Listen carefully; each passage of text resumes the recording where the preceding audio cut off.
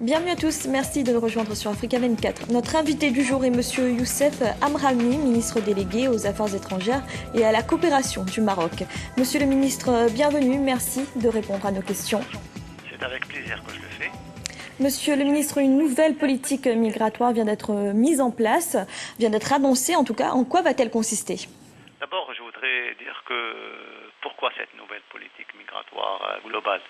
Parce que le Maroc subit la pression, parce que le nombre de migrés subsahariens a quadruplé, mais surtout parce qu'aujourd'hui, il y a une nouvelle migration qui s'oriente vers le Maroc. En raison de la crise économique et financière en Europe, nous recevons de nouveaux migrants venant des pays d'Europe, essentiellement de France et d'Espagne.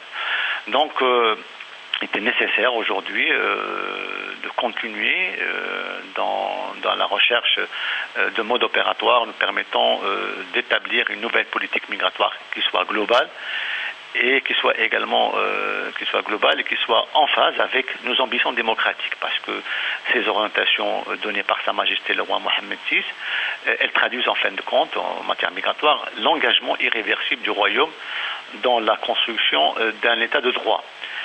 Et c'était devenu extrêmement important pour Sa Majesté de travailler en faveur de la protection des droits de l'homme, conformément d'abord aux dispositions de la Constitution et aux engagements du Maroc internationaux. Donc, en fin de compte, cette nouvelle politique, et je reviendrai dans le détail sur cette politique, elle traduit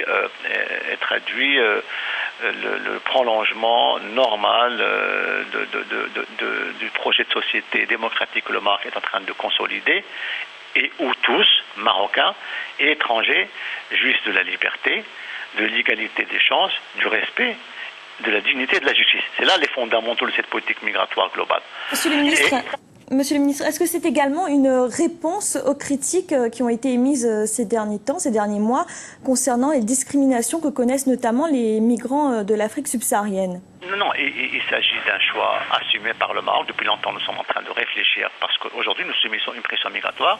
Il le faut que nous le fassions en toute transparence et en respectant d'abord nos engagements internationaux, mais également l'état de droit.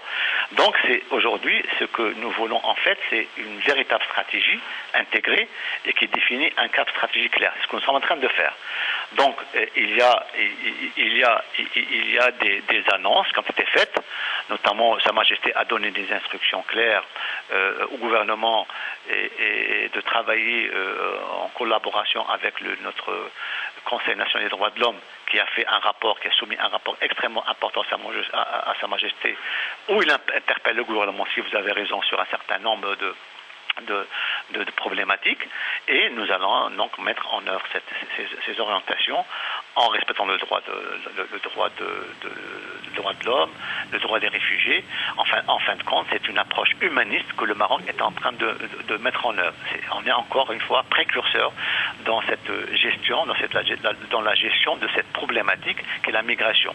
Nous le faisons, bien sûr, en partenariat avec nos frères africains, en concertation avec nos frères africains et pour la défense des droits des migrants. C'est ça l'objectif de notre... Monsieur le ministre, quelles vont être les dispositions concrètement concernant par exemple la régularisation des sans-papiers ou encore le droit de vote qui fait partie également du rapport qui a été soumis au roi ? Effectivement, il y a un certain nombre de mesures qui vont être prises. D'abord, des mesures concernant les réfugiés. Donc, on va adopter d'abord de nouvelles lois sur l'asile, concernant l'entrée et séjour des étrangers au Maroc. Et également, et ce qui est important, c'est la lutte contre la traite des êtres humains et les réseaux. Et donc, nous allons donc octroyer, nous sommes en train d'examiner pour octroyer les titres de séjour à beaucoup de réfugiés, et les intégrer pour qu'ils puissent bénéficier des mêmes droits que les Marocains. Ça, c'est extrêmement important. Nous sommes en train, donc, en attendant d'abord la mise en œuvre de ces lois, nous avons prévu des procédures maintenant qui vont accélérer cette question de la gestion de l'asile, mais également nous allons faire d'autres efforts, notamment pour régulariser les immigrants qui sont en situation irrégulière, en tenant compte bien entendu de nos engagements internationaux internationaux de nos lois nationales. Et vous nous parliez au tout début de l'interview, de justement ce nouveau type d'immigration qui vient d'Europe avec la crise économique, donc d'Espagne, mais également de la France. Que représente ce nouveau type d'immigration pour le Maroc ? Bon, il y a un travail qui est fait parce que certains également sont en situation irrégulière. Il s'agit de le régulariser, de voir un peu et travailler avec eux pour les intégrer dans notre société. Parce que nous sommes un pays avec une tradition d'accueil et il faut que nous organisions les questions relatives au permis de résidence également parce que pour que tous les réguliers, nationalités confondues, puissent jouir des mêmes droits que les Marocains. Et c'est pour ça que Sa Majesté a demandé la mise en œuvre d'une stratégie globale et intégrée.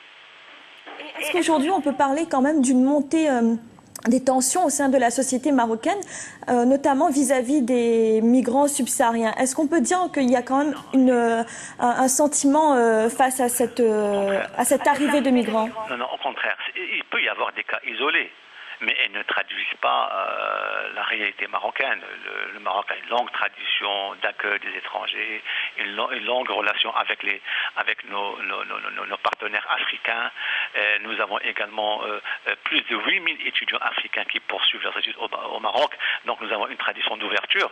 S'il y a des cas isolés, ils sont traités par la loi, et nous condamnons en tout cas tout genre d'excès. Il ne peut pas exister ce genre d'excès. Au contraire, c'est inacceptable pour une société, pour un pays démocratique comme le Maroc. Monsieur le ministre, merci d'avoir répondu à nos questions. Je rappelle que vous êtes le ministre délégué aux Affaires étrangères et à la coopération du Maroc. C'était l'invité du jour. Merci de nous avoir suivis et à bientôt sur Africa 24.